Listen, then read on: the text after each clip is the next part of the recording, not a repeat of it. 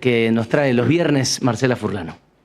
El terror es nuestro. Historias y personajes que han trascendido en la imaginación de los mendocinos de generación en generación.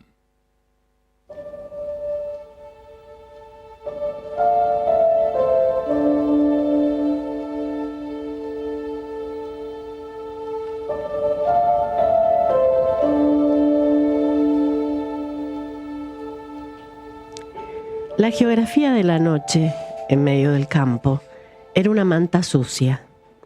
La señal de la radio se había perdido kilómetros antes y recién en ese momento Martín se dio cuenta de lo complejo que es el silencio. La ausencia de sonidos en esta ocasión estaba llena de intenciones, planes y de manera inexplicable de cierto temor asociado a la soledad absoluta que lo rodeaba. El itinerario entre San Juan y San Luis era habitual y por ende seguro. Al menos para Juan, su cuñado, que era camionero. Los viajes, con entregas atadas a días y horarios, terminaron por sumar al joven Martín, por su compañía y ayuda para cumplir los plazos. El profesional del volante nunca llegaba al extremo del cansancio, porque sabía que eso podía traducirse en fatalidad. Pasada la medianoche, le cedió la conducción a Martín, mientras él se iba a descansar a la parte posterior del camión. Apenas el joven se puso al mando, encendió los reflectores ubicados en la parte superior de la cabina, que alumbraban hacia las banquinas, para anticipar la presencia de animales sueltos, uno de los tantos temores de los que transitan esos caminos por las noches. Las luces del camión eran una afrenta a la soberanía de las tinieblas, que de algún modo empezaron a revelarse en un viento húmedo y persistente.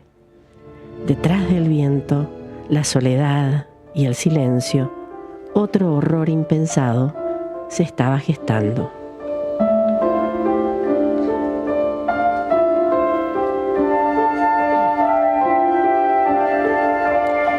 Martín había compartido con los colegas de su cuñado Juan mates, anécdotas, encuentros inesperados en medio de alguna ruta. La imaginación del joven se alimentaba a la luz del fuego improvisado en algún paraje donde el final del día los reunía y de a poco fue armando el mapa del miedo. Todos contaban historias que sobrevivieron a los que las narraron, aquellos que habían logrado identificar los vórtices de un infierno que ostentaba a muchos creyentes. Por esa sabiduría popular, Martín sabía que nunca, por ninguna circunstancia, debía detenerse en la curva de San Antonio. Los que por ignorancia o curiosidad lo habían hecho, no pudieron olvidar que el aire se llenó de los gritos de un niño que, según completaba la leyenda, había encontrado la muerte atropellado en esa serpiente de asfalto. Antes de pasar por allí, el joven cerraba las ventanas y en la misma curva se persignaba en señal de protección y respeto. En la zona conocida como la Chañarienta, los chañares que le daban nombre estaban sumidos en una monotonía esperable, muros desorganizados en altura y follaje. Los reflectores iluminaban ese corredor espinoso y sus bordes eran dos hileras repentinamente sorprendidas por la luz, que en segundos volvían a ser devoradas por las tinieblas. Y en ese paisaje, hecho de claridad y sombras, lo vio y supo al instante que algo andaba mal. Martín cayó en una de las argucias del horror, que es volver el tiempo más lento.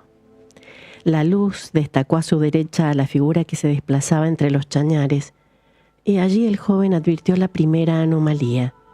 Debía ser demasiado alto para que pudiera verlo casi de cuerpo entero, a pesar de la altura de los arbustos.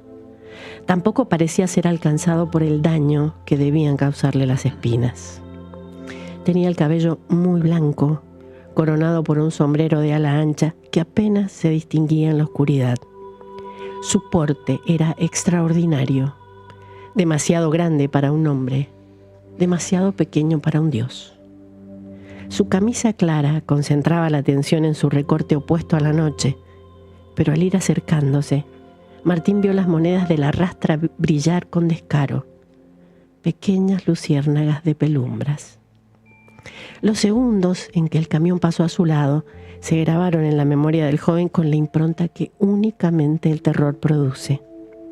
En esos instantes sostenidos en una endeble eternidad, Martín se impuso no buscar su rostro, no mirarlo, porque así se lo dictaba el instinto. Pero al dejarlo atrás, un pensamiento lo hostigó. Podría tratarse de alguien que necesitaba ayuda y quizá él era la única persona en kilómetros a la redonda que podía proporcionársela. Lo buscó por el espejo retrovisor. Encontró solamente tinieblas.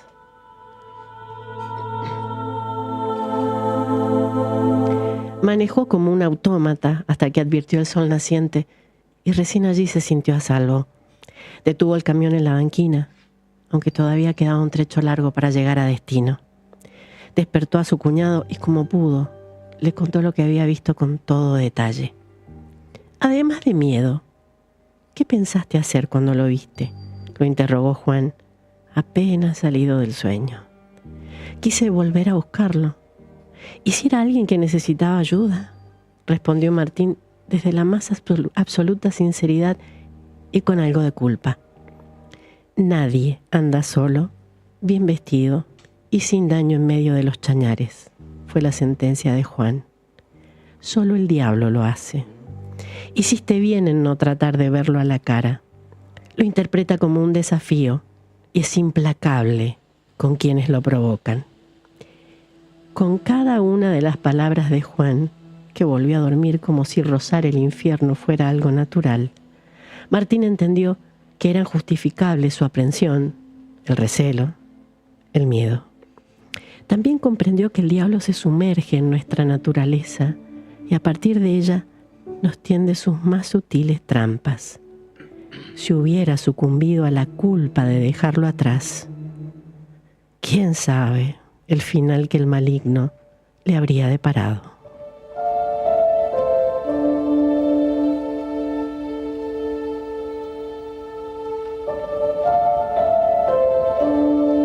A mí me pasó un día en la ruta que une San Juan con San Luis, en una parte que se llama La Chañarienta.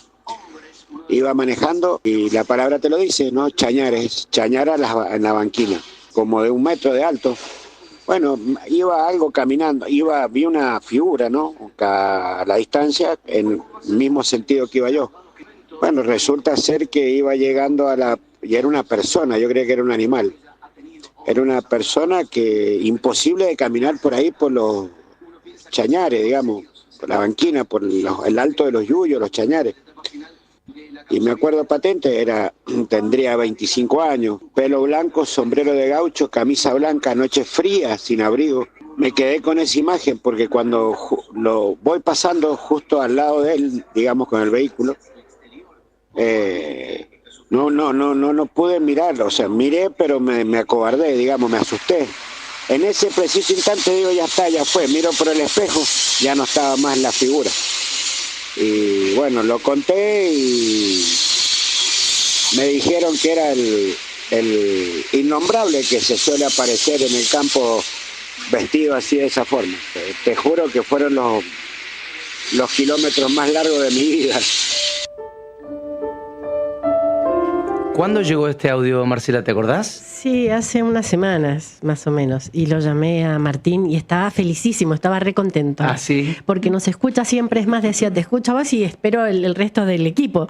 Porque, bueno, está muy acostumbrado, es un oyente muy, pero muy fiel. Y estaba ya muy no es transportista, ¿o sí? No, fue un lapso nada más. Él tenía 25 años en ese momento, era muy joven, después ya desarrolló otra. Y sí, después de lo que le pasó yo tampoco seguía. No salís a la ruta ni a palos. Y me lo transmitió así con tanto miedo que le dio ese momento y apenas yo escuché el audio dije, acá tenemos un cuento, pero seguro. Sí, es fuerte. Sí, claro, sí.